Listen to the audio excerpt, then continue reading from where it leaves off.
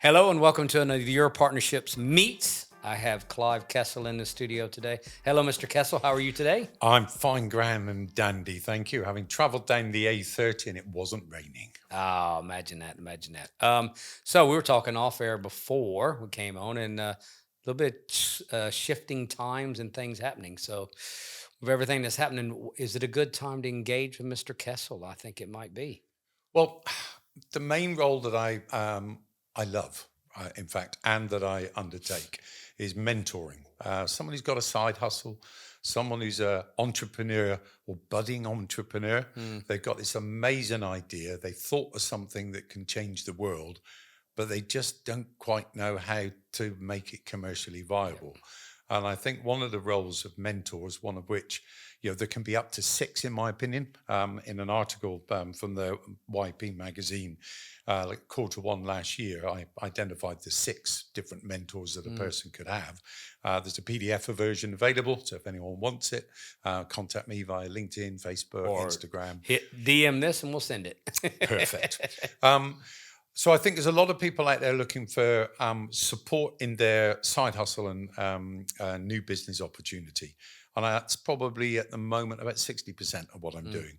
And I just love seeing little gems of business ideas being turned into successful outcomes. You have flotsam flow. Yep. I saw this week, in fact, during the Royal Cornwall Show down here in Cornwall. Yep. They're on the biffa stand, still producing unrecyclable plastics and making fashion items out of them. And she stands out like a flamingo. She's Mm. something different. She's pink, she's sparkly. She's a person, she's a Yep. character, she's an individual. No one can ever replicate that. And that's why she now, every time she creates something new, she puts the price up. And every time she hits a button, it goes on Shopify and it's sold within minutes. Wow. So 60% of my stuff doing stuff like that. Yep. At the moment, it would normally be about 20%. But right now, because of the economic situation Mm. that I think most people find themselves in, and I think that's in public service, it's in private business, it's in charitable enterprises. Um, they're all struggling with overheads. They're all struggling with costs. They're all struggling with the cost of manpower, whether that Yep. be because of national insurance, the minimum wage increasing. Um, so a lot of people's firm foundations are being wobbled by the economic situation that they found themselves in. And no longer is it safe to hold on to your chair and ride out the storm. Mm. So I think what we're seeing, and I've seen this within your partnerships very recently, more people are trying to increase the breadth and the depth of their networks Yep. because they don't know what's going to happen next. Mm. And I think, there's the six stages of separation back in the 70s where a Wall Street broker needed to meet someone who met someone who met someone who met someone who met someone who had Finally. met a Masai Mara warrior. Yep. We're here in the Southwest. We're at least three stages of Mm. separation. I know someone who knows someone who can help. If you then narrow that down to yourself, Brock, or Shane Solomon, the Cornish ambassador, and then ask them to introduce you to someone, it's probably a one-to-one because they will know someone who can help. And I think if you combine that three, myself, yourself, and Shane, that actually if one person contacted any one of us three, Yep. we know we would be able to put someone in front of them to help. Yeah. They could be an accountant, they could be a marketeer, they could be someone associated with the up and coming artificial intelligence, or as Mm. my version is, average information. Yep. I do. By the way, this whole thing of introducing, I cheat a bit. You know that, right? No. Well, because I've got right on 100 ambassadors, so I'm it's easier for me because I just ask ambassadors when I don't know. So which is the power of the network anyway. So Yeah, it's all the absolutely. same. And I think, and again, those ambassadors have also got their own Hmm. enterprises. They benefit not only by being an ambassador, they benefit their enterprises by being an ambassador. Yep. They benefit your partnerships and their enterprise by being in a group of people that they would probably never have been put in front of. And some of those connections are odd, weird, peculiar, come from left of center. And it's always that one YP event, and you've never heard me say this, that I've sat in the morning and thinking, oh, I've got to be down at, I don't know, 45 minutes drive away, or 2 hours transport away.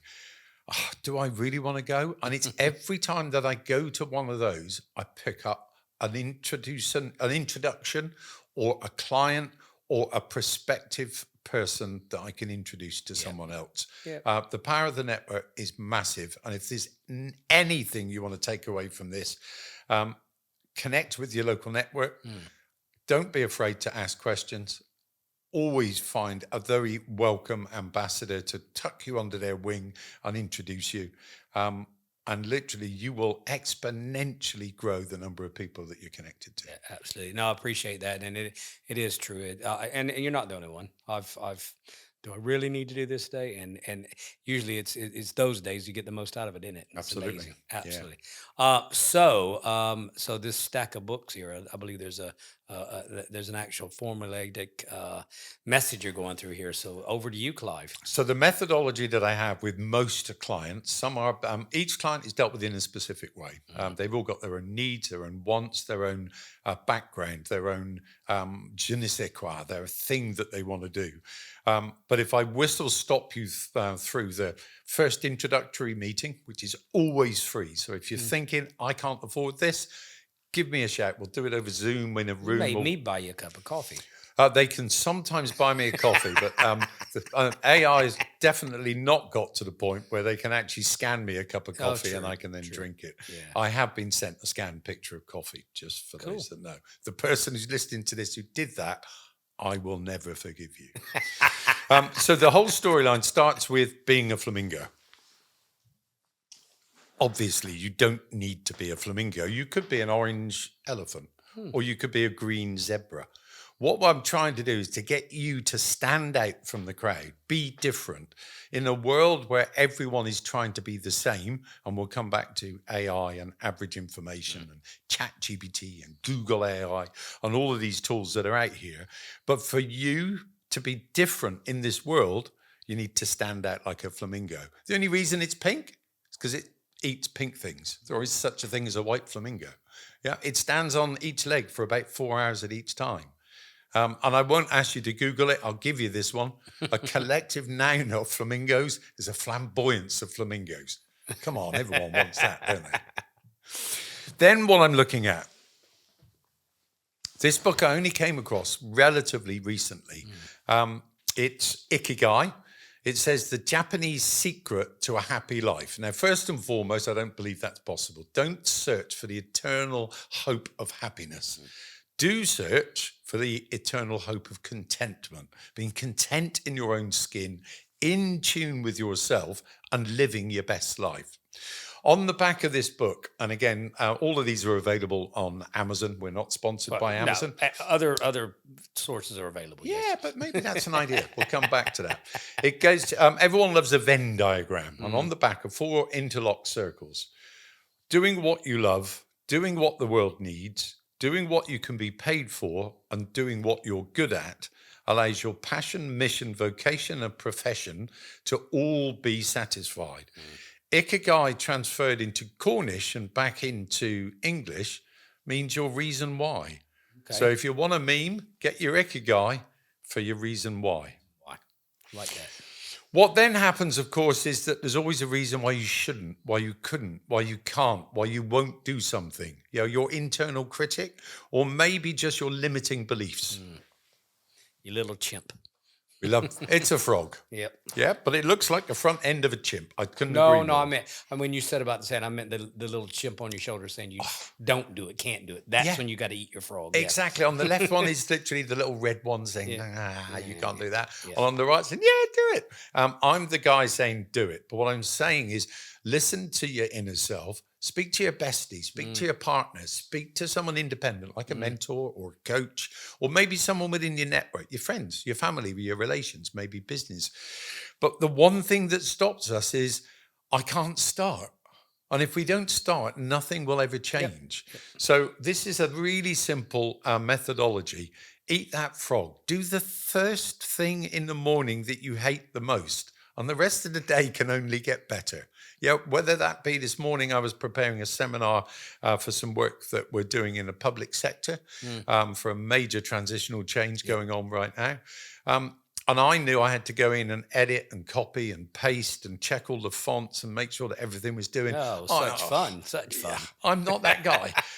But I did it. I got up. I was there at the desk at 8:30. I then had a run through at 10:30, and we were done and dusted by 11:30, and we're delivering it tomorrow. Cool. Eat That Frog, a really great resource. Don't buy the exercise book. Literally, you're older than that.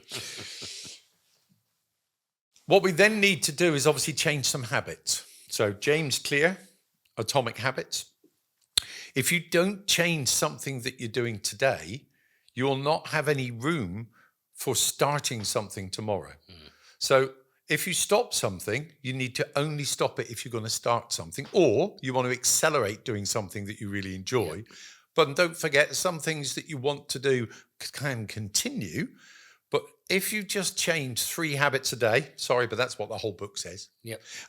Change 3 habits a day, you can make that paradigm shift in your frontal lobe that says change is happening.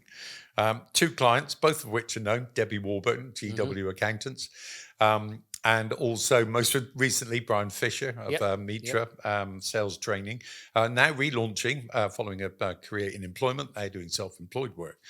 And I said to them, I said, what hand do you use to brush your teeth? They went, well, I use my right hand. I said, well, use your left hand. I said, and if you normally dress with your sock or your tights on the right, the tights were for Brian, obviously. Yes, of course. If you dress by the right, dress by the left. But please don't hold your coffee at that point because you will fall over. Yep. And Debbie sent me a picture. Yeah, toothpaste all over the front. But what it said, the only reason you brush your teeth like that is because you've always brushed your teeth. Yep, you've always Nurture, done it that way. nature has taught you that this is a habit that is enshrined in everything you do. Change one enshrined habit and you will open up your world into a horizon of no more blinkers, and literally the world is your oyster. So change a few habits, but maybe 4 different colored Post-it notes. Okay. Start, stop, continue, accelerate. Okay. Put them up on a post. What am I going to stop doing? What am I going to start doing? What am I going to accelerate doing? What am I going to continue doing because I really enjoy it and actually I'm quite good at it? Balance that against your ikigai. Yep. Get off your proverbial frog bum Yep. and actually get it done. This has ended up into a rhyme, which was totally unintentional. But what we then end up with, even though we've tried to do our best, we end up in the world of constraint. And there will always be a constraint. There will always be something stopping you. You've got a choice, in my opinion, at that point. If you turn a constraint into a compromise, you will always end up in a downward spiral until you compromised yourself to you're no longer doing the very thing that you wanted to do. Instead of using compromise as an answer to a constraint, try and turn your biggest constraint into your greatest advantage. So there's a book. Yep. 2 of the world's best and top marketeers, Adam Morgan and Mark Barden. If I give you a really quick example, Pizza Hut, 1980s, brought them in and said, we want to be the best Italian pizza place. Yep. That's my Italian accent. For those not watching, I also use my hands. What they wanted is to be the go-to for pizzas wherever you were in the United Kingdom. So the marketeers came in and said, can we just come and see what you do? Can we see how you make pizzas and just get a good, sort of feeling and vibe for what it is? And they came away with a bit of a head scratch, did their research, came to the corporate board and presented, you guys are making round pizzas in round pizza ovens. That's a lot of inefficiency, ineffectiveness, and it can't be economic. Literally, the Italian owner of Pizza Hut, he went, hey, I again talk with my hands. He said, you are not here to tell us how to make pizzas. You are here to put us on the high street and the top of the list of all pizzas. And they turned around and said, no, we're not telling you how to make pizzas, but if you make a square pizza oven and you make square pizzas, we'll trademark it. They still to this day have the only trademark square pizza. And in fact, if anyone is near a Pizza Hut and the other pizza establishments are available, you can now go in for a gluten and intolerant and gluten-free pizza. It's oregano, onion, tomato, and herbs and olive oil. There's literally no dough. There's no pizza. Mm. £7.46 last time I checked. General manager that I spoke to, he said, yeah, we make about £7 a plate on that. So there are opportunities to turn a constraint not into a compromise, but into your greatest advantage. That's when you need the creatives. Thad Cox doing his Creative Heights. Mike B, Spencer Woods, Mike Spinks, and Alec Yeoman, bringing all of that stuff that they do in big box media and actually giving you the opportunity to explore what it could be your latest, greatest, and best advantage. But pulling it from a position of, actually, I don't think I could do this, and turning it into, I've found the very thing that people want. And I think as a result of that, we can then use the back room that we never thought we needed. Yep. We never thought that we could afford, and it's now available to everyone. Yep.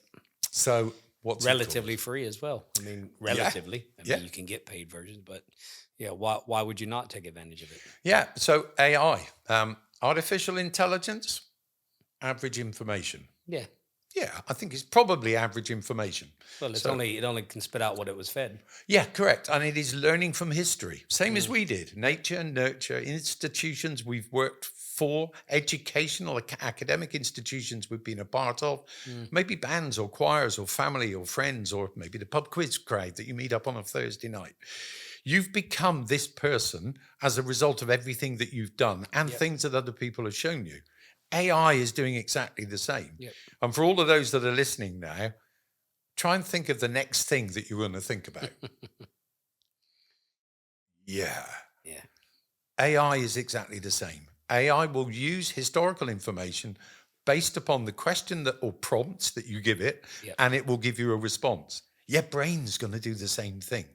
So for anyone that said this is the future thinking tool that everyone is frightened of, don't be frightened of it. Embrace it. It's probably, definitely, absolutely 100% the very thing that an entrepreneur, a side hustler, a new startup could never afford. Let it do the research. Let it do the background. Feed it with prompts, sometimes disruptive, sometimes to be advantageous, sometimes to be disadvantageous, and then pull all of that information together and then work in a creative space, a curious, creative space where you can let all of the colors of the rainbow, literally with crayons on a white wall. You can probably see my head emptying out at that point. And just allow that information to be then brought into your concept, your idea, your personality, your character, the very reason you stand out from a crowd like a pink flamingo or an orange zebra. And as a result of that, you will then become something that nobody else is. You know, many years have gone by where people wanted to stand out from a crowd, punk, Then they became a movement, so everyone looked the same. They had the Mohican on the top. Then they wanted to be mods or rockers. We can conform to the information that is available, but if we want to truly be unique, we truly want to be able to offer a human being something that nobody else can offer. We need to take all of that information and then create the best version of ourselves using those tools. And that leads me to Daniel Priestley's key person of influence. Brock, I know you won't like me saying this, but if there is a network to be built in the United Kingdom, probably anywhere in the world, you are the key person of influence that would allow that to happen. Not because commercially you wanted to go out and make millions, not because you wanted to be able to get businesses to be successful by meeting each other. You just wanted people to get together in a space where the magic could happen. Just create the safe, good place, good people, watch magic happen. Simple as that. And as a result, you have now become the key person of influence, whether you like it or not. I don't relish in anything like that. That's just not my personality. But I do relish in the fact that we have all built something together. I can change those words around to make myself feel comfortable and eat that frog. Exactly. And we've got other examples we've talked already. Of course. Shane Solomon, he is now a key person of influence on the social media platforms. He can influence people by purely participating or engaging with a product or person through his activities. We could also say, again, a name we've mentioned, AI linked into standing out from a crowd. Spencer Woods, a shout out to you, my friend, fed two photographs, a teenage Spencer and a current Spencer, and then gave it some prompts, and it created an entire video, a story. And it was so realistic, it could have been, it should have been, and I honestly, had I not known, would have believed that it was Spencer. Yep. That doesn't mean to say them as a creative agency now need to get AI to do all their work, because it would just look like everybody Yeah, of else's. course. What they then can do is bring it in and say, how can we make that better by Spencer, Alec, Mike and Spinks and Mike B, turn it into something that is truly unique to market or promote or to accentuate a person's brand or offering. So AI can create music, create films, it can write books, it can give you a prompt. I'm doing a talk for a YP event later this week. And yes, I asked it to give me the prompts of the story I wanted it to tell, and then asked it to give me the keynote so that I could stand up without a big raft of paper flying around all over the place.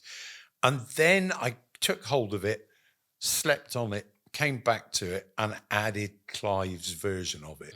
Yeah, all I have to say is that there is a very nice picture of a donkey. That's probably all you need to say on that. Well, we're rapidly running out of time, young man. But unless we have any magic that we need to share. Well, I think, if we're going to, let's sum things up into, I love mentoring people to be successful. Yes. I love coaching people through their transitional change of redundancy, whether that be forced redundancy, voluntary redundancy, early retirement, or someone maybe who's just got a new job in a different county and their partner's traveled with them and they don't know anybody and they want to be ingratiated in the community, both social and business and network.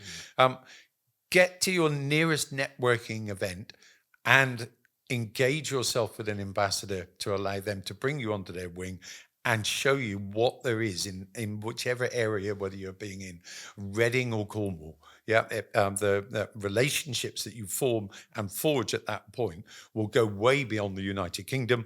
I have connections, as Brock does, overseas, and it may be that one connection that could lead to the first overseas sale that you have. There is an article that I wrote for YP Magazine Q1 last year. It is available on PDF. I'm more than happy to share it with anybody. It goes through the principles of what I think I do and how I can benefit others. I'm not a coach. I can't tell you how to do it so that you can do it, so I can show you how to do it better. There are amazing coaches out there that can do that. I can mentor. I can assist. I can surround you by people you never knew you needed.